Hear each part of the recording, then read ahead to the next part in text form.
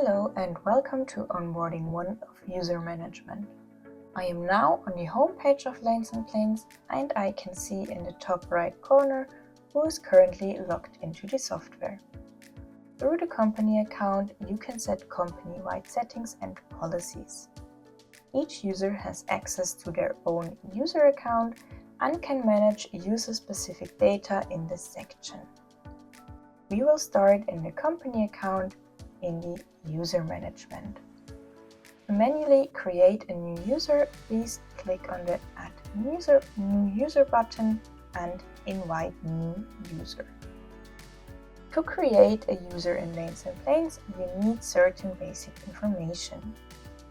The email address is required as well as the first name, if available the middle name and the last name of course.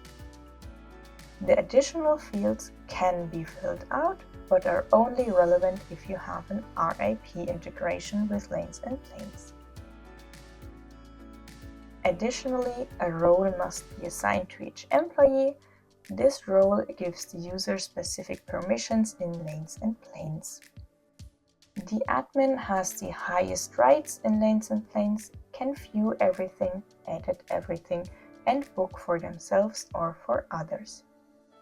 Only admins can create new users in Lanes & Planes. The manager is an approver who can approve travel for others, book for themselves and for others, and view the company account but cannot make any changes in this area. The travel assistant is a role that centrally books travel for others, such as an executive assistant. The travel assistant can also book travel for themselves, view the company account, but cannot make any changes in this area. The accountant can book travel for themselves and view the bookings and stats, as well as accounting in the company account. The traveler can book travel in Lanes & Planes and can also book a trip for a passenger within the company. However, they must be part of the trip. The traveler cannot book travel just for another person. They can only view their own personal user account. They cannot view the company account. The traveler without booking rights cannot book travel in Lanes & Planes, but has the option, if contractually included, to record their travel expenses in Lanes & Planes. The read-only admin can view or see everything in Lanes & Planes, but cannot make any changes or book travel. If you have cost centers, you can assign a cost center to an employee in the next section. Here you can see your existing cost centers, which have been set up company-wide. And you can assign a cost center or, if needed, multiple cost centers to an employee. The same applies to cost units. If you have cost units included, you can assign these to employees here as well. I will show you how to set up cost centers and cost units later on.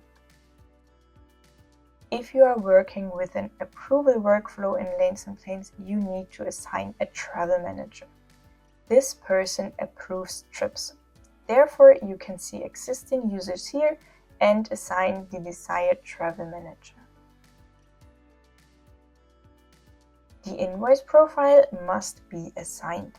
If you are working with multiple companies, you can see your companies here and choose the desired one.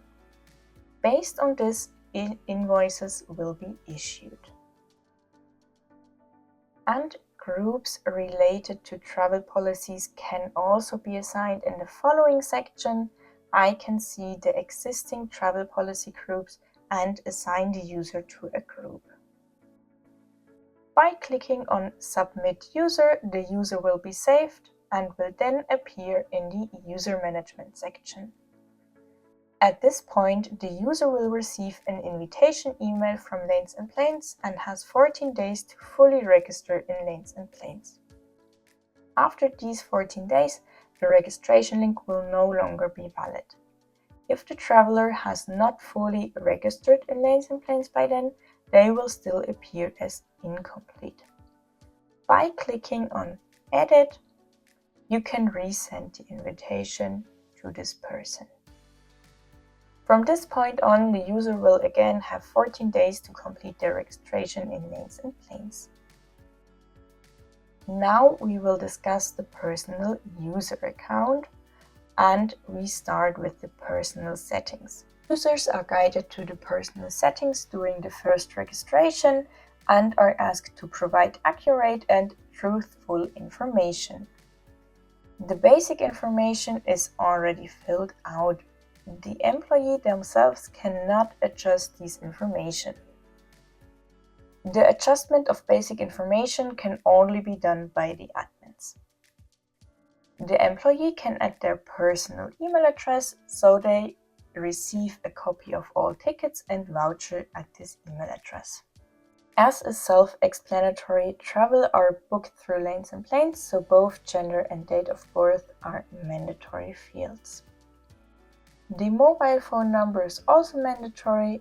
Many travel providers require the mobile number. This number will also be used if the traveler is on a trip and a rebooking or cancellation occurs. In such cases, the Lanes and Planes support team will use this number to contact the traveler during the trip. A personal ID can also be uploaded, followed by the passport document. As you can see, these are not mandatory fields, but they are recommended if flights are booked through Lanes and Planes. In the user account, loyalty and discount cards can be added.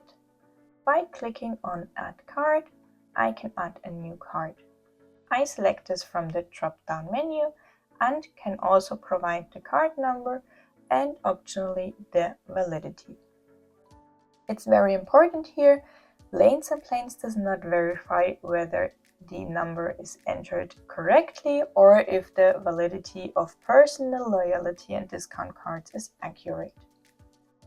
If your card is no longer valid, you must remove it from Lanes and Planes by yourself. You can delete your cards from Lanes and Planes by using the Remove button. In the preferences, personal preferences can be set. In addition to English, the entire software is also available in German, Spanish, or French. In the Favorite Locations section, you can add locations that you frequently depart from or travel to. You can add as many favorites as you like. Google Maps is used in the background. This allows you to add fully addresses as you want. In the Shuttle and Transit section, you can pull additional information about public transportation and taxis at both the departure and the arrival locations so that you have a full range of information in Lanes and Planes. Important note, public transport and taxis cannot be booked in Lanes and Planes. They are purely informational as mentioned before. The preferred modes of transports can also be set by each user in their preferences. In my example, I am not interested in traveling by long-distance bus on my business trips. The sorting of search results can also be set by each employee. Transport and hotel options are available. For hotels, there is also an option to filter by hotel ratings. The review platform is TrustYou.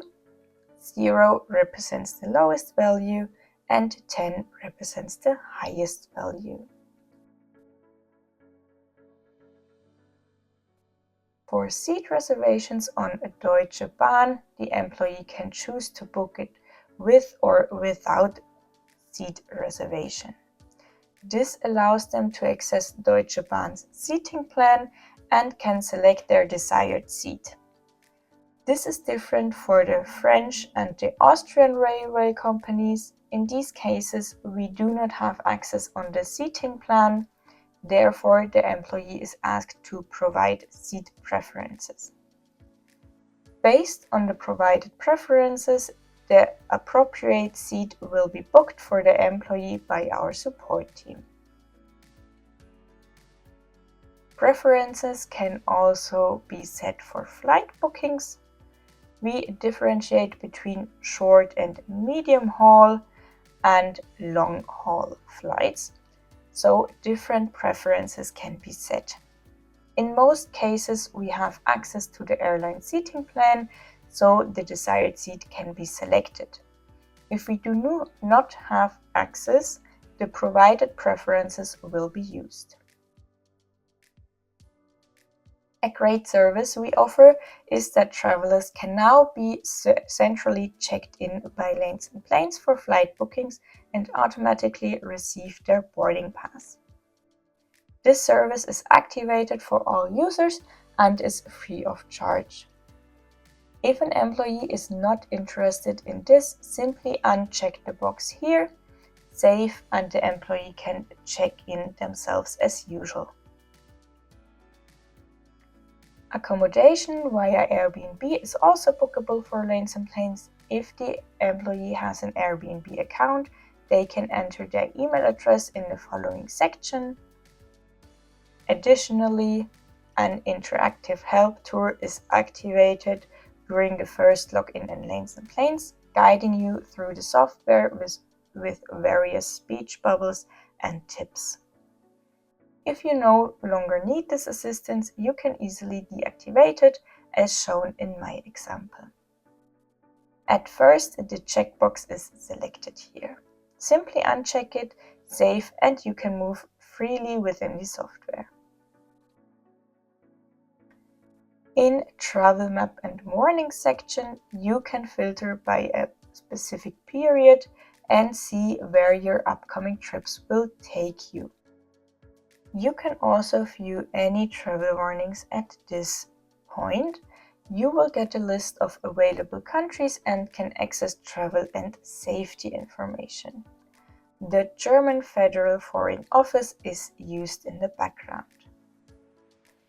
In the user account, bookings and tickets, you can view your upcoming trips and your past trips. If you're also recording travel expenses in Lanes and Planes, the submitted, disputed, and completed sections will be also relevant for you.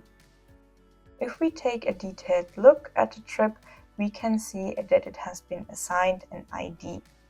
You can filter by this booking ID, but you can also filter by traveler and the start date of the trip.